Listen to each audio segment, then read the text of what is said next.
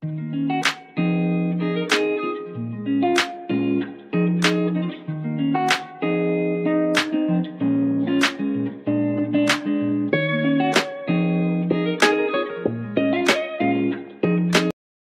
día. Hoy contaré la novela Crónica de una muerte anunciada de Gabriel García Márquez. Ese día se despertó al amanecer para presenciar la llegada del obispo local. Entonces, el obispo viajaba en barco para venirse al matrimonio de un rico hacia de San Román, de otra ciudad. Entonces, o sea, con quien se iba a casar con Ángela Vicario. Entonces, nos enteramos que Santiago vivía con su madre, Plácida, su cocinera, Victoria Guzmán, y la hija de la cocinera, Divina Flor. Entonces, toda la casa se despierta. Y cuando se acerca el barco del obispo, Santiago, debido a que guardaba su hermosa ropa del día anterior, decide salir por la puerta principal, que suele estar cerrada. Una nota deslizaba por debajo de la puerta, abierta a Santiago, pero esa nota no se encontrará más tarde. Entonces, mucho después de la muerte del joven, como presagio, Santiago sale de su casa. El barco deja de sonar y los gallos empiezan a cantar. Mientras todos se dirigen al puerto, los dos hombres ya que planeaban matar a Santiago y a los gemelos Pedro y Pablo Vicario esperan en el bar, el único letrero abierto tan temprano en el pueblo. Y ellos también llevaban la ropa del día anterior y tienen las dagas, o sea, los cuchillos en las manos, envueltas en papel periódico. Entonces, la decepción de los aldeanos que le habían preparado los regalos al obispo, el obispo no se bajaba del barco y se contenta con hacer una reverencia de pie en el puente hasta que el barco se va. Entonces Santiago es invitado a desayunar por Margot y Cristo. Entonces, o sea, Margot era la hermana del narrador, que lo encuentra atractivo, pues, y acepta, pero quiere cambiarse primero. Entonces se va a su casa. Mucha gente en el puerto ya sabe que Santiago está amenazado, pero no le advierte. ¿Por qué creen que ya le llegó la nota debajo de la puerta que le informó? Entonces Margot se entera que el día anterior Ángel, la vicario, le enviaron a casa de sus padres.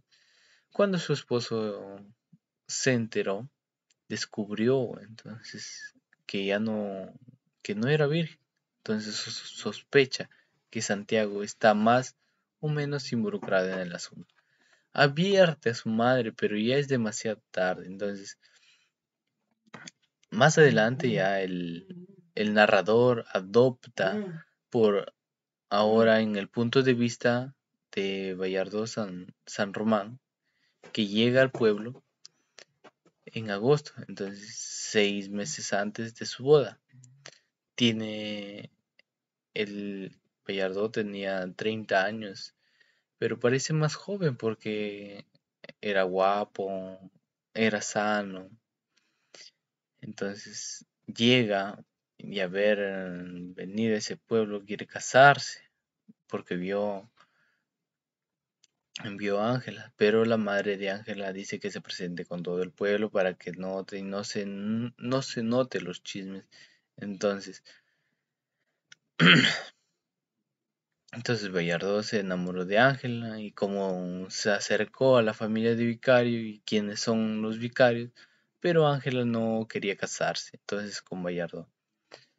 Para encantarla, Bayardo se ofrece a regalarle la casa de sus sueños. Entonces Ángela elige la casa del viudo. ¿Y cuál es esa casa? Es de Sius, que no estaba a la venta. Entonces Bayardo acababa de conseguir pagando un precio muy alto todos lo ignoran, que Ángela ya no es virgen, entonces van y celebran la gran boda. Y una vez finalizada la fiesta, los recién casados se retiran prácticamente a las 6 y ya, y Bayardo dice que se quede, que él pagaría todo. Entonces se retiran y sus habitantes siguen consumiendo, sus invitados. Entonces, en eso, cuando Bellardo descubre que su joven esposa ya no es virgen, inmediatamente la envía de regreso con sus padres y luego la abandona en el pueblo. Y la familia de Ángela está furiosa y humillada, y la madre golpea con una larga cachetada a su hija, y quien termina confesando que algo andaba mal con Santiago. Pero sus hermanos también lo interrogaron, por eso decidieron salir a, a matarlo a Santiago. Los hermanos de Ángela, Pedro y Pablo Vicarios, deciden mancillar el honor de la familia, entonces, de la joven.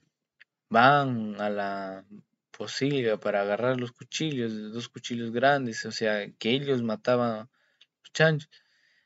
Al principio estaban borrachos, pero Pablo termina más confesando que planeaban matar a Santiago. Entonces, se los opone y hacen una sin lógica. Por ejemplo, como el coronel coronel Lázaro, que exige que los dos hermanos le den los cuchillos sin considerar que puedan conseguir más. O de nuevo, animaba algunas razones materiales o racistas, que ya que la familia de Santiago de origen árabe era,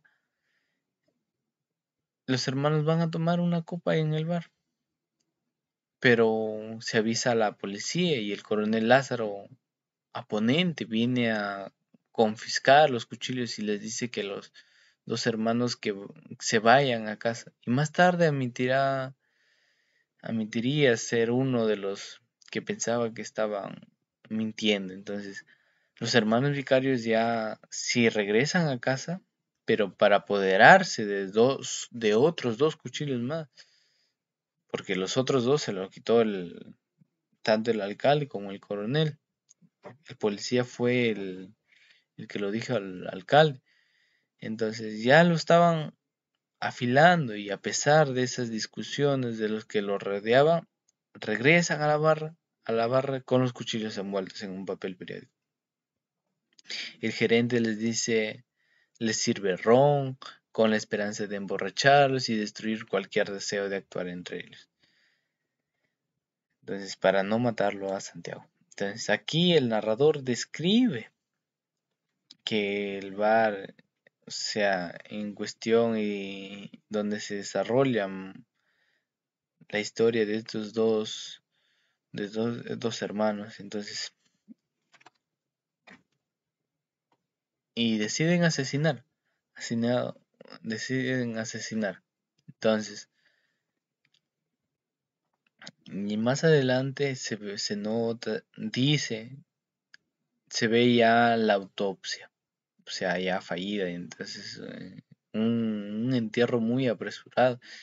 Entonces, la culpabilidad de los hermanos ya, y su encarcelamiento y la partida de la familia de Vicario, y ahí la caída de Bayardo San Román también cuenta como entorno a Angélica Vicario. Entonces, varios años después, ya admite haber iniciado una correspondiente muy formal y con quien sigue siendo su marido.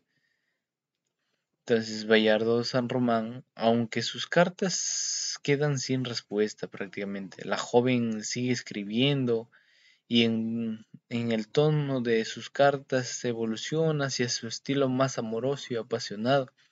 Luego finalmente inventa. Hay enfermedades para llamar la atención de su cónyuge, y posteriormente ya San Román envejeció sin más encanto y regresa al pueblo con toda la correspondencia. que recibió de su esposa y que nunca abrió, nunca abrió. En ese periodo, el narrador de la novela, quien presenta como el mejor amigo de Santiago, ya pues, se propone contar la historia.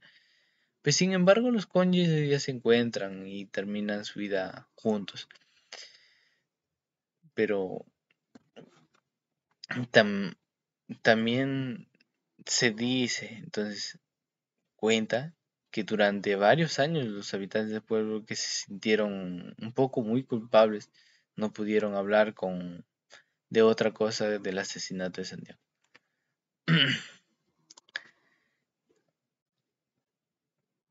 Eh, el magistrado no estaba seguro de que Santiago realmente le quitó la virginidad a Ángela Vicario. Luego le diera al narrador que fue quien lo hizo. Entonces trata de averiguar más.